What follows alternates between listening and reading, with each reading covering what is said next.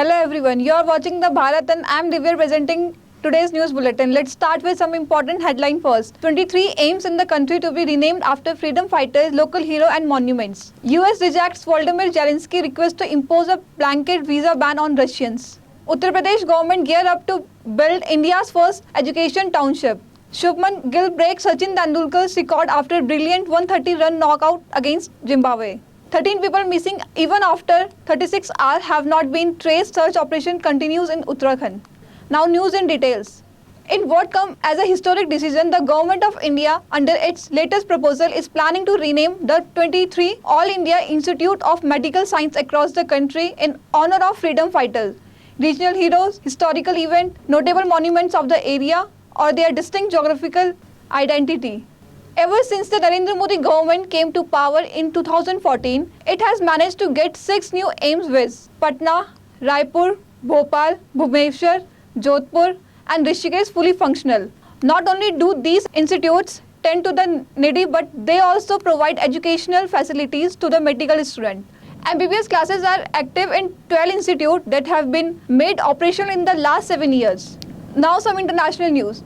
The United States have rejected Ukrainian President Volodymyr Zelensky's request to impose a blanket visa ban on Russians as conflict continues to rise in Ukraine. While the US has been an ardent supporter of Ukraine during the Russian invasion, the White House has said that a blanket ban will close any opportunity for dissidents and people vulnerable to human rights abuses.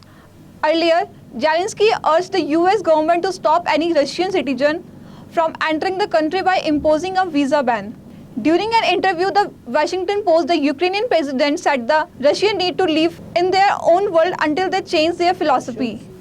Now some national news. The Uttar Pradesh government is planning to build an education township in the state. As per the Yogi Adityanath government, the education township will be developed on the idea of single entry, multiple exit. The government said the move will provide high quality education to the youth and equip them with a variety of professional skill in a single place. Besides it, will provide accommodation and many other facilities to both students and teachers. The government's objective behind the education township is to provide high quality education to the youth and equip them a variety of professional skill in one place. Heavy rain wreaked havoc in Dehradun and Tirih district on Friday night. Even after 36 hours of the incident, no trace of 13 people trapped under the rubble has been found. SDRF, NDRF and administrative team are engaged in search and rescue operations. 5 people are buried under the rubble in Gwar village of Tirih district. The woman buried under the rubble in Godi Kothar village of the same district has also not been found. The district administration had earlier called this woman dead on Saturday, who has now been declared missing. BJP National President JP Nadda has approved the new executive of Uttarakhand BJP. State President Mahendra Prasad Bhatt will duly announce the new executive on Tuesday. It is believed that about 80% of the new faces will be included in the executive. Bhatt's new team can provide representation to women and young faces while balancing regional ethnic equations. State President Bhatt and State General Secretary Organization Ajay Kumar had 2 rounds of discussion with National President Nadda regarding the new executive.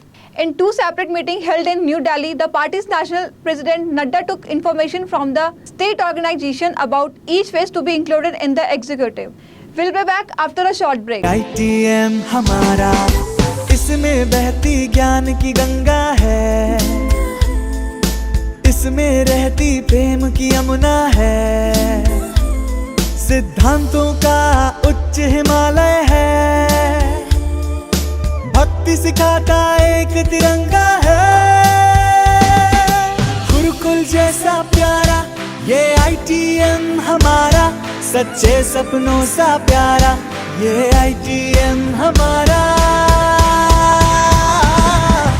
ITM हमारा, ये institute हमारा, सच्चे सपनों सा प्यारा ये ITM हमारा, ITM हमारा, ये इंस्टीट्यूट हमारा, सच्चे सपनों सा प्यारा ये ITM हमारा.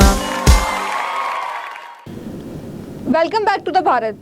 India's Ministry of Finance on Sunday stated clearly that no fees are being considered for the country's ubiquitous digital payment system UPI or United Payments.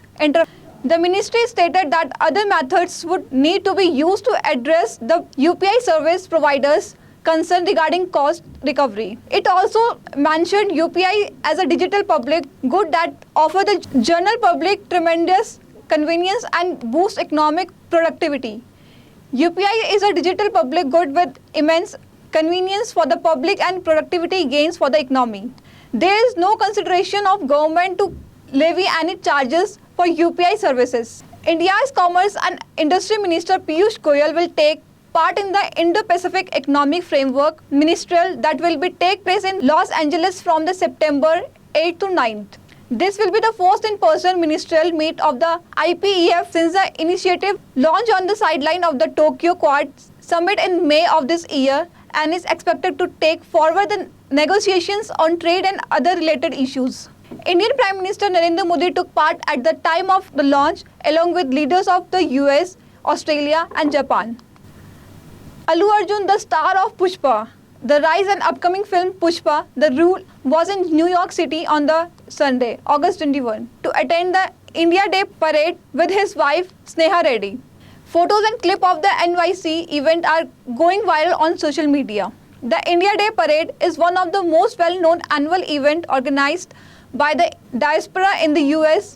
Every year, celebs reach the US to represent their country, and this time Allu Arjun was invited to become the marshal of the parade.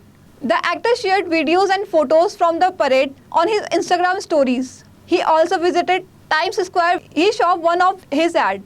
Now some sports news. Rohit Sharma-led Team India is gearing up for the forthcoming Asia Cup 2022 edition, which will be held in the UAE from August to September 11.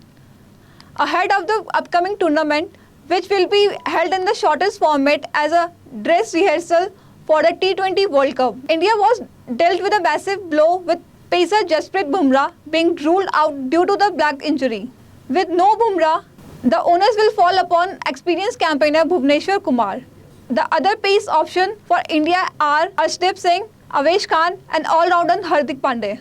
Team India batter Shubman Gill finally brought an end to his century drought in international cricket as he slammed his maiden international century for India in their ongoing third ODI against Zimbabwe in Harare. Gill, who made his debut for India in 2019, had come close to scoring his maiden town on a few occasions but ended up missing the triple figure marked by the whisker. Gill came out to bat at number 3 for India after the departure of keeper KL Rahul. He took little time in the settling down and went on to notch up his first ODI 100 of just 82 ball. Gill finished with 130 of 97 balls, laced with 15 4 and a 6. That's all for today. Thank you for watching the Bharat.